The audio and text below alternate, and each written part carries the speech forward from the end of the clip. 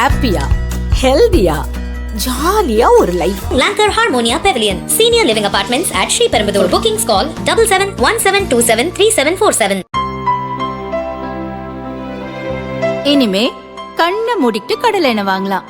ஏன்னா மந்த்ரா கடலை எண்ணெய் இதயத்தின் தயாரிப்பு. வறுக்க பொரிக்க ஏன் எல்லா சமையலுக்கும் மந்த்ரா தான். மந்த்ரா கடலை எண்ணெய், அபார ருசி, ஆரோக்கியமான உடல் நலம்.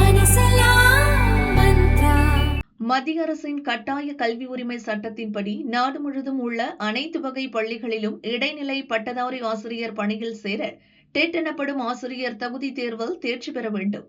இந்த கட்டாய கல்வி உரிமை சட்டம் அமலாவதற்கு முன் பணியில் சேர்ந்த ஆசிரியர்களும் டெட் தேர்வில் தேர்ச்சி பெற வேண்டியது கட்டாயம் என கடந்த ஆண்டு சுப்ரீம் கோர்ட் உத்தரவிட்டது.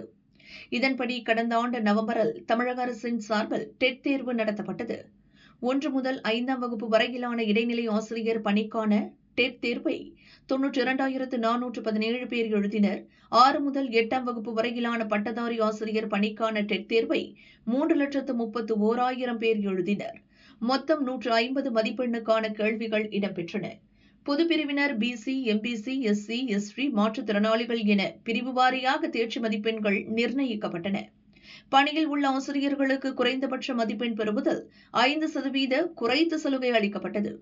இந்நிலையில் டெட் தேர்வு முடிவுகள் நேற்று வெளியாகின. அதில் இடைநிலை ஆசிரியருக்கான டெட் தேர்வில் 45,469 பேர் தேர்ச்சி பெற்றனர். அதாவது தேர்வு எழுதியவர்களில் 50%க்கும் மேற்பட்டோர் தேர்ச்சி பெறவில்லை. பட்டதாரி ஆசிரியருக்கான டெட் தேர்வில் 1,04,604 பேர் மட்டும் தேர்ச்சி பெற்றனர். தேர்வு எழுதியவர்களில் 69% பேர் தேர்ச்சி பெறவில்லை.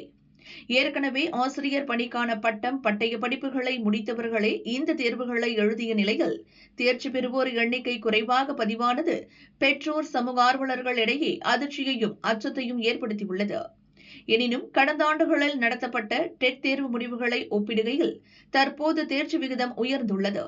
2019 முறையே 0.33 மற்றும் 0.08% பேரும், 2022 நடந்த டெட் தேர்வில் 14.03 மற்றும் 6.07% பேர் மட்டுமே தேர்ச்சி பெற்றிருந்தனர். தற்போது தேர்ச்சி விகிதம் நம்பிக்கை அளிக்கும் வகையில் வெகுவாக உயர்ந்துள்ளதாக அதிகாரிகள் கூறினர்.